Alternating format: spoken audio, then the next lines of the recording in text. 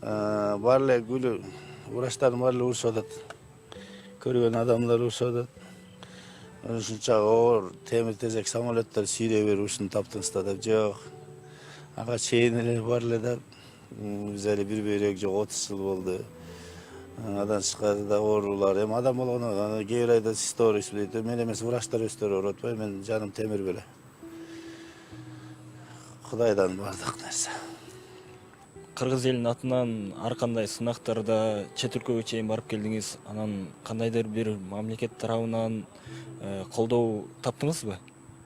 Рахмат, абдан жакшы суроо бердиңиз.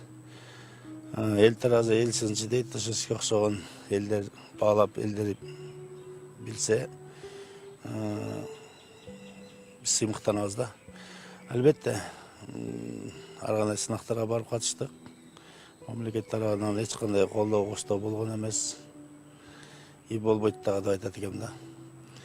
Бизде Кыргызда ушундай экен да. Адамды тирүүндө баштап билбейт экенбиз. Бул эми мен өзүмдү мактанарлык кылып айткан жокмун.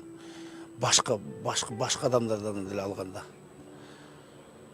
Өлгөндөн кийин анан мындай адам болчу, анан фондун ачыш керек, анан ошонун аркасынан анан тоюн өткүзүш керек экен да, мындай айтканда. Мен жардам алган жокмун деп милдет кылбайм. Бирок эл арасында ар кандай сөздөрдү угат экенсиң да. Адам бул жалган жашоодо адам өзү үчүн албетте. Бирок бир үчүн басып чуркап турсаң билинбейт экен. Анан ушундай болуп калган учурда көзүң жалдырап калат экен да.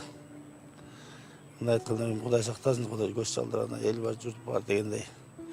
Бирок ошондо деле зээнин кейип кетет экен. Ачуучундук да бул айтканда. Азыр ошондо сизге кандай жардам керек болуп атат?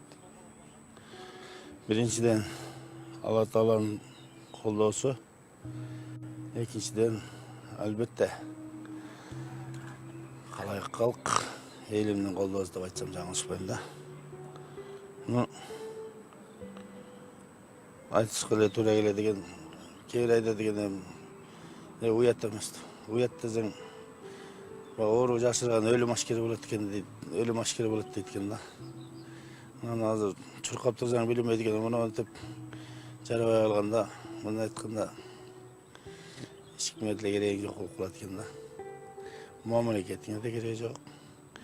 Эч кимге кереги жок. Андыктан айтар элем, эгерде кимде ким туура түшүгөн болсо, бир аз колдоо көрсөткөндөр болсо, албетте мусулманчылык деп коебу. Бул күндө өтөр, бирок канчалык экен, бирок ушу убактысынча кыйналып турган учурда колдоо көрсөткөн чын жүрөгүнөн эгер колдоо көрсөтөмдөгөндөр болсо, албетте каршы эмеспиз. Бул жакта дарыгерлер кандай карап атат сизди? Дарыгерлер кандай мамиле жасап атат? Мына уже жатканыма 10-11 күн болуп калды берге келип түшкөнүмө. 11 күнү түнү багыш, ошо дарыгерлер тынган жок. Ошо айтатмын, участковый врачтан баштап кошо чуркап келип, больницада жатканыма карабастан ошо жерге келип улам акыбалымды сурашып, анан бул жердеги отделение ревматология бөлүмүндө Ирина Анатольевна заведующий, Шахиза Муратовна болгон консультацияга болгон врачтардын баарын чакырышып, анткени ошо ооруга карата ушундай болуп атат да, бир эле кант диабет эмес, кандын басымы түшүп кетип атат, давление көтөрүлүп кайра түшүп кетип атат. Улам сахар ар бир 2 саат сайын анализ алышып, тынбастан. Жана ушундай эле жерде жалпы кызмат кылган отделениянын ошо медайымдары, акча жалпы медайымдарды өтүп кеткен майрам менен куттуктай кетели, кече майрам эле. Урматтуу көрүүчүлөр, эгерде араңыздарда Таш Чайнар байкебизге колдоо көрсөтөм деген жарандар бар болсо, төмөндөгү номерлер аркылуу аны менен байланышсаңыздар болот.